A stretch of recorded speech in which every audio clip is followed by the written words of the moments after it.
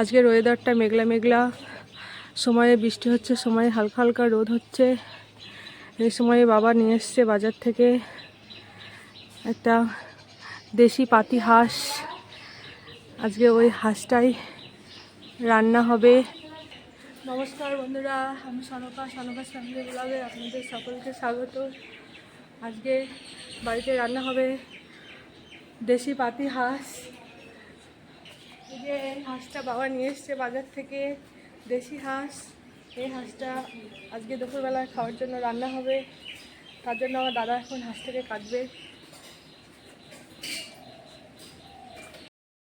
হাঁসটাকে এখন পরিষ্কার করে নিয়েছে, এখন কেটে নিচ্ছে।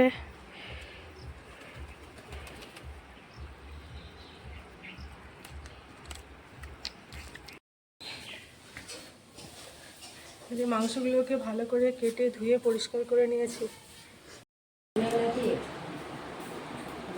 মাংস রান্না করার জন্য কিছু পরিমাণ আলু কেটে নিয়েছি,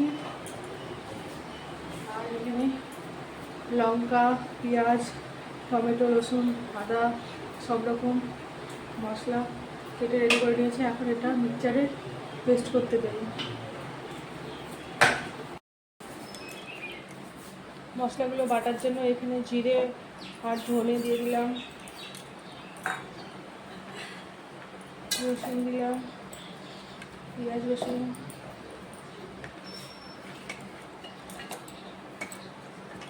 কুচানো আদা, লঙ্কা,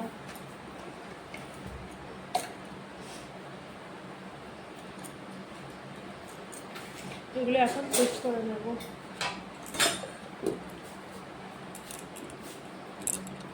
যে মশলাটা আমি পেস্ট করে নিয়েছি,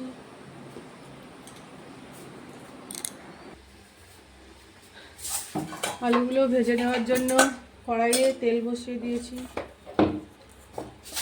তেল গরম হয়ে গেছে, এখন আলুগুলো দিয়ে দিলাম।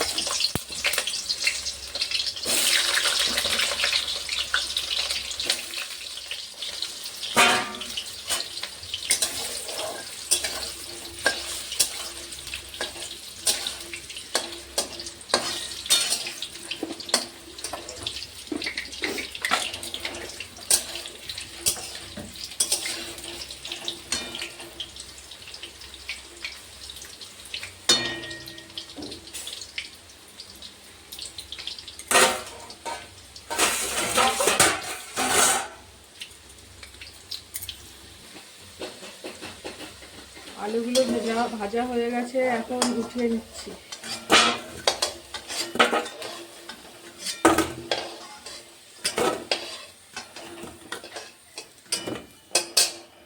এই যে আলুগুলো ভাজা হয়ে গেছে।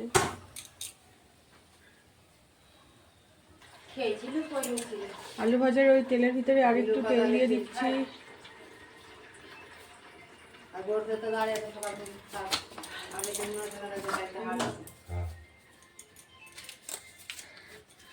তেজপাতা, শুকনো লঙ্কা আর আদা, এই দারচিনি, এলাচ, লবঙ্গ এগুলো দিয়ে দিচ্ছি।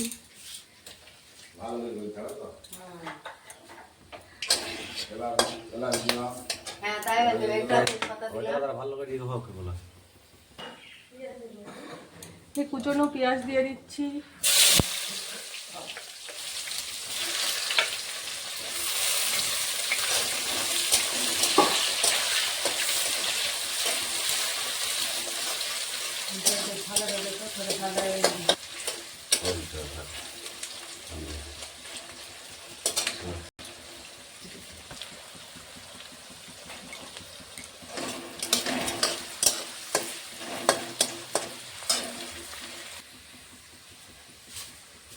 পেঁয়াজগুলো লাল লাল করে ভেজে নিয়েছি, এখন টমেটোগুলো দিয়ে দিলাম।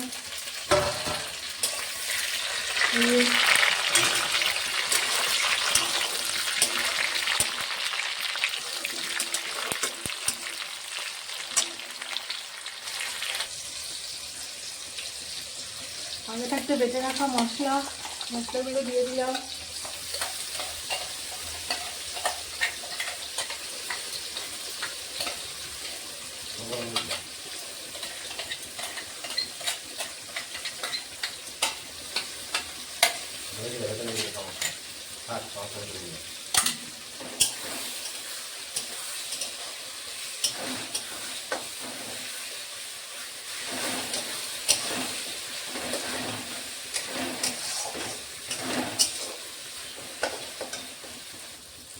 পরিমাণ মতন লবণ দিয়ে দিলাম,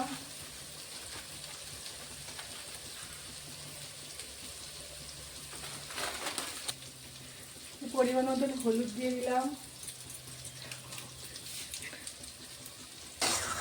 এবারে মশলাটাকে ভালো করে কষিয়ে নেব।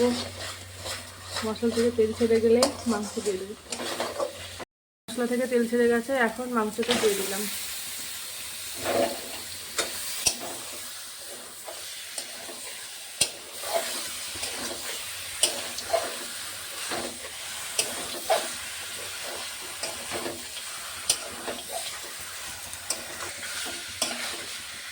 এখন ভালো করে মাংসটাকে কষিয়ে নেব। কিছুক্ষণ কষানোর পরে এখন কিছুক্ষণ ভালো করে কষিয়ে নেব। মাংসটা আমার কষানো হয়ে গেছে, এখন জল দিয়ে দেবো। একটু জল গরম করতে দিয়েছি, ওই গরম জলটা মাংস দিয়ে দেবো।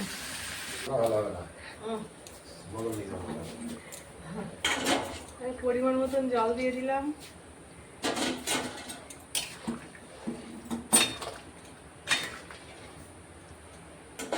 এবার কিছুক্ষণ ঢাকা দিয়ে হতে দেবো।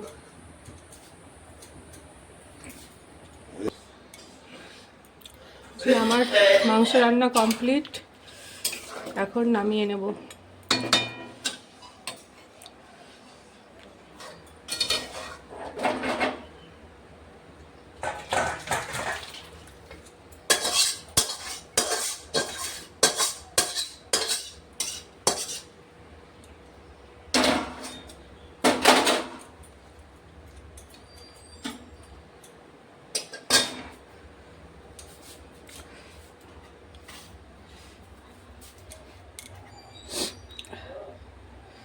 মাংস রান্নাটা কেমন হলো কমেন্টে জানাবেন।